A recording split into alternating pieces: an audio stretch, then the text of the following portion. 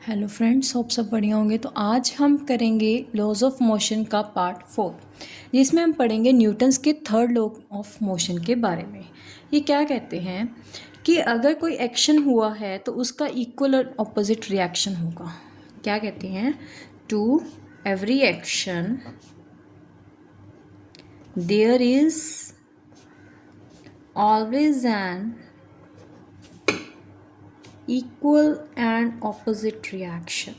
equal and opposite reaction। देखो, कहते हैं कि अगर आपने कोई एक्शन किया है तो उसका इक्वल और ऑपोजिट रिएक्शन होगा। इसकी एग्जांपल हम डेली लाइफ में ले सकते हैं। बहुत फनी एग्जांपल है। अगर आपने किसी को स्लैप किया है, अगर आपने किसी को स्लैप किया है तो अगला भी आपको स्लैप करेगा। तो आपने पहले क्या किया? एक्शन। तो उस अगले ने क्या किया? रिएक्शन। तो ये एक फ़नी एग्जांपल है कि कोई भी अगर हम एक्शन करेंगे तो उसका रिएक्शन आएगा ही आएगा। और न्यूटन्स का थर्ड लॉ क्या कहता है कि इक्वल ही रिएक्शन आएगा और ऑपोजिट डायरेक्शन से आएगा। लाइक हमने एक साइड से क्या की? फोर्स लगाई, एक्शन किया, तो दूसरी साइड से भी क्या आएगा? इक्वल जितनी अपने फोर्स लगाई उतनी ही इक्वल आई। और लेकिन आई किस डायरेक्शन से? ऑपोजिट रिएक्शन साइड से। तो उसे हम क्या बोलते हैं? Reaction. To every action there is equal and opposite reaction. अब इसकी एक एग्जांपल करते हैं। जैसे ये टेबल है, ठीक है, और टेबल पे हमने क्या किया? बुक रखी। टेबल पे हमने क्या किया? बुक रखी।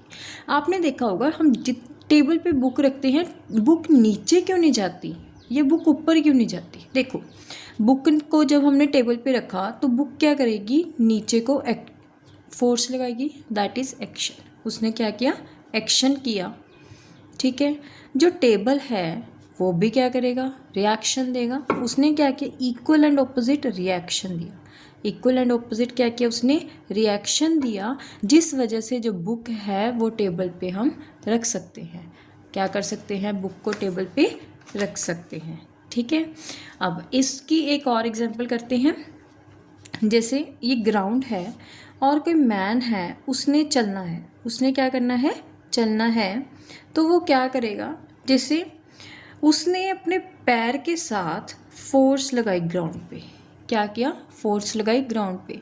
और जो ग्राउंड है उसने भी इक्वल एंड ऑपोजिट रिएक्शन किया, मतलब ऊपर को फोर्स लगाई, जिस वजह से वो क्या है? आगे को मूव किया। देखो, उसने यहाँ पीछे से लगाया, यहाँ लगाई, उसने एक्शन यहाँ किया, यहाँ फोर्स लगी, जिस वजह से वो क्या किया? आगे को जाएगा। क्या करेगा? आगे को मूव करेगा, ठीक है।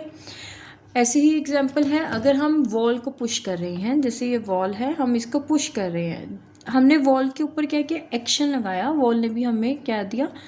एक इक्वल एंड ऑपोजिट रिएक्शन दिया।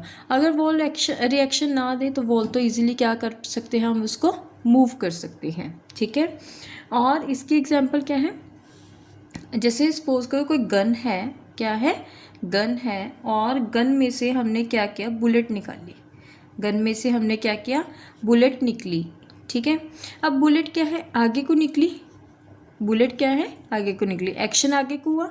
तो जो गन है ना वो क्या होगी? पीछे को रिकॉइल हो जाएगी, पीछे को रिकॉइल हो जाएगी। ये भी किसकी एग्जांपल है? Newton's third law of motion की, ठीक है। नेक्स्ट है, अगर हम रॉकेट की बात करें, रॉकेट ऊपर कैसे जाता है? रॉकेट में से आपने देखा होगा नीचे से गैसेस निकलती हैं। जो नीचे से गैसेस निकल रही हैं वो क्या कर रही हैं? एक्शन कर रही हैं नीचे को, एक्शन कर रही हैं नीचे को।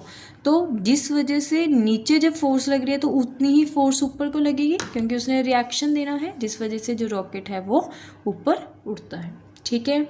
अगर हम अब बात करते हैं बोट की, अब हम बात करते हैं बोट की। बोट की 3-4 एग्जांपल्स हैं।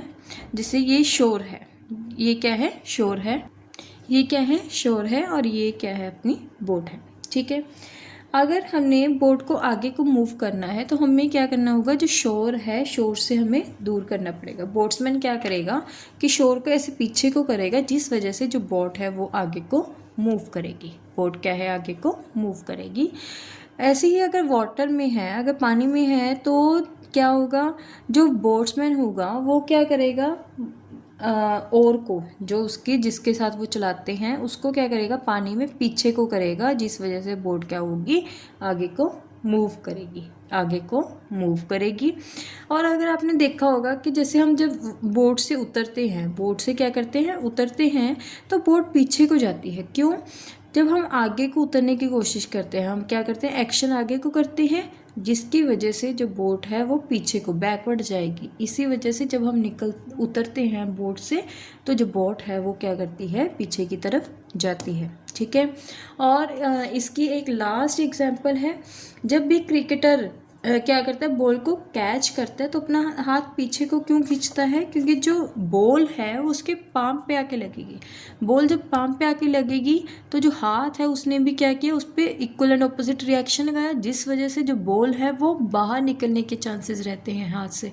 हम देखते हैं ना कि कैच छूट गया, कैच छूट गया यानी कि जो बॉल है उसने फोर्स ज़्यादा लगाई और हाथ ने कम लगाई, जिस वजह से वो बॉल क्या है, बाहर चलेगी। ठीक है।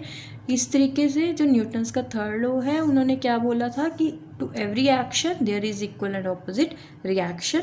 होप सबको जो आपका न्यूटन्स थर्ड लॉ है वो समझ आ गया। किसी को कोई भी डाउट है तो आप कमेंट बॉक्स में कमेंट कर सकती हैं, मैं आपके डाउट का जो शॉर्ट बना के अपलोड कर दूँगी। Please like, subscribe and share my channel.